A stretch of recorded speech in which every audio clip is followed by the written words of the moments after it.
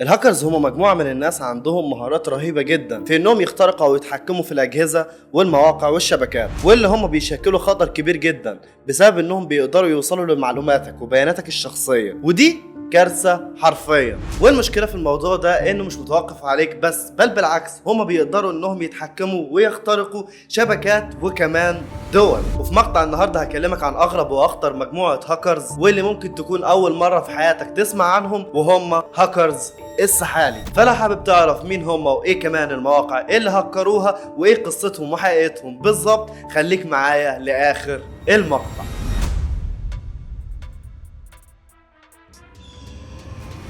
السلام عليكم، ويلكم باك تو ماي شانل. معكم دراكسلر، جت لكم فيديو جديد. لحظه يا دراكسلر، انت بتتكلم عن الهاكر؟ انت في حياتك ما اتكلمت عنهم قبل كده؟ بكل بساطه يا جماعه، ايوه، المقطع ده هيكون اول حلقه في سلسله الهاكرز، واللي هتكون سلسله كامله بنتكلم فيها عن الهاكرز وعن شخصيات مهمه فيهم، وكمان عن احداث ومواقع وحاجات غريبه قبل كده عملوها. فان شاء الله السلسله دي لو عجبتكم في المستقبل هيكون في منها حلقات كتيره جدا، لكن بمجرد ما اشوف الدعم منكم عليها. المهم، المقطع ممكن تكون فيه تفاصيل كتيرة وكمان غريبة، فأتمنى ان انتوا تكملوا المقطع للآخر، وبصراحة أضمن لكم انكم مش هتندموا. فمن غير ما نرجع نتكلم كتير، بالمقدمة كوباية القهوة أو النسكافيه أو السناكس بتاعتك، وتعالى ركز معايا في قصة مقطع النهاردة.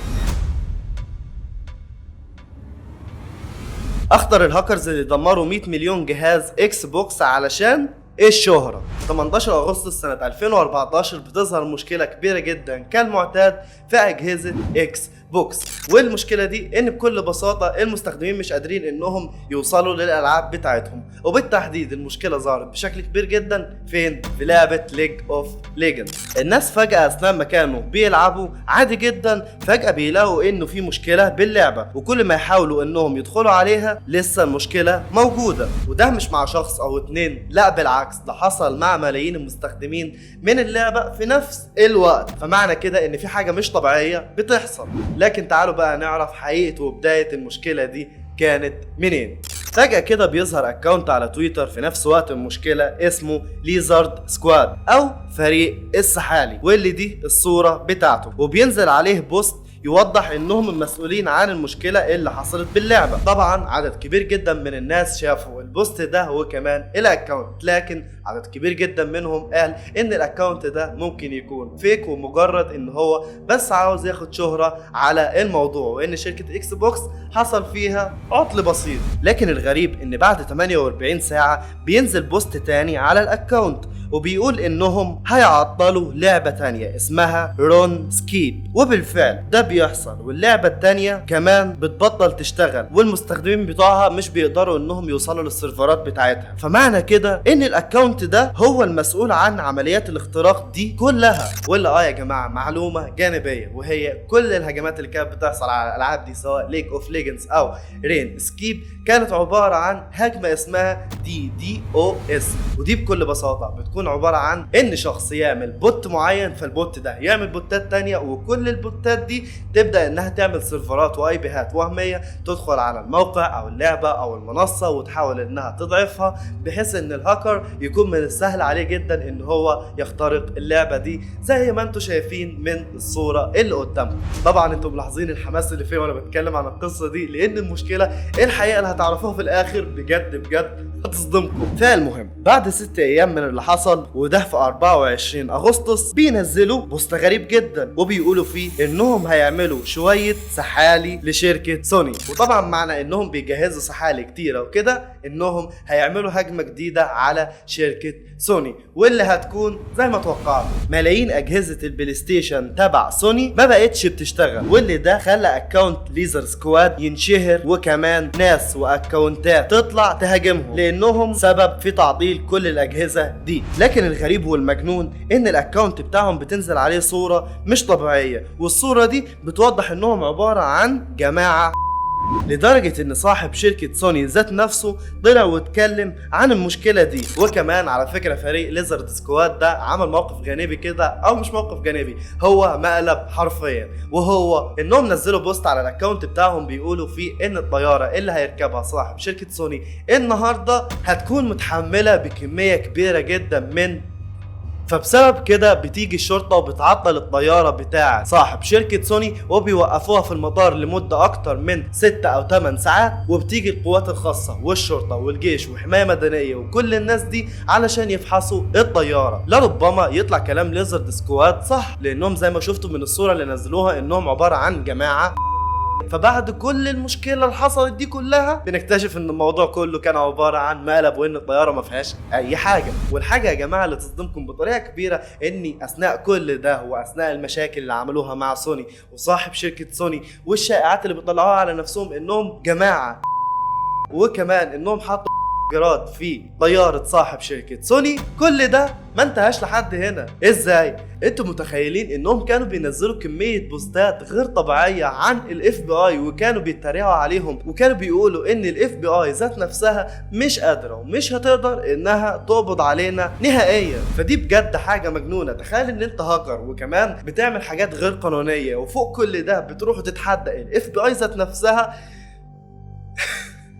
طيب لحظه يا دراكسلر، ازاي الاف بي اي مش قادره انها تقبض على شويه هاكرز زي كده، وكمان عندهم اكونت تويتر موثق بيستعملوه وهم فعلا اصحابه؟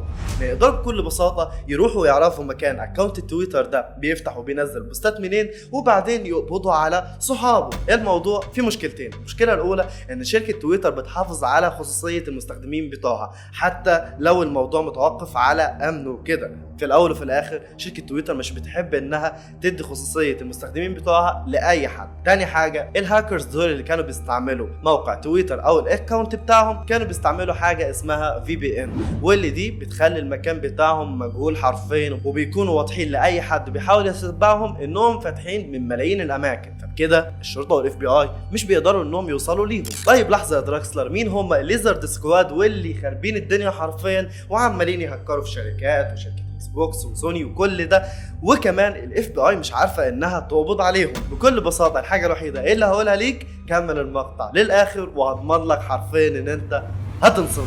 فبعد اللي عملوه ده هتحصل حاجه مش متوقعه حرفيا، وهي ان اكونت تويتر بتاع ليزرد سكواد بيتقفل. لكن دي مش هتكون بالنسبه لهم مشكله قد ما هتكون كارثه بعد ما هيرجعوا يعملوا اكونت تاني، واللي هيكونوا محضرين مفاجاه لكل اللي كانوا سبب في ان الاكونت يتقفل. ليزرد سكواد بينزلوا بوست على حسابهم الجديد بان في تجهيز لمفاجأة هتحصل في الكريسماس. بعدها بيقولوا ان دي حاجة بسيطة. وايه الحاجة البسيطة دي؟ هي انهم قدروا انهم يدمروا كل سيرفرات اكس بوكس لوقت معين، وما كانش فيه اي حد قادر ان هو يوصل ليها. وطبعا بعد اللي حصل ده كل القنوات الاخباريه والمواقع واليوتيوبرز اتكلموا عن ليزرد سكواد، وحتى كان في يوتيوبر اسمه ماشينيما اتكلم عن ايه اللي حصل وبطريقه مش كويسه على ليزرد سكواد. فتاني يوم بالظبط كانوا مخترقين موقعه اللي على الانترنت زي ما انتم شايفين من التسجيل ده. وطبعا انتوا عارفين ان الكريسماس هو عيد بالنسبه للامريكان، ففي الوقت ده في حرفيا ملايين الناس بتروح وتشتري اجهزه اكس بوكس وكمان بلاي ستيشن، لدرجه ان عدد مستخدمين الاكس بوكس والبلاي ستيشن في الوقت ده قدر ان هو يوصل ل 100 مليون مستخدم. وبالفعل ليزرد سكواد عطلوا سيرفرات الاكس بوكس والبلاي ستيشن بتاع سوني في نفس اليوم ده لساعات كتيره جدا، وما كانش حد عارف ان هو يستعملهم. وكل ده بسبب تيم السحليه،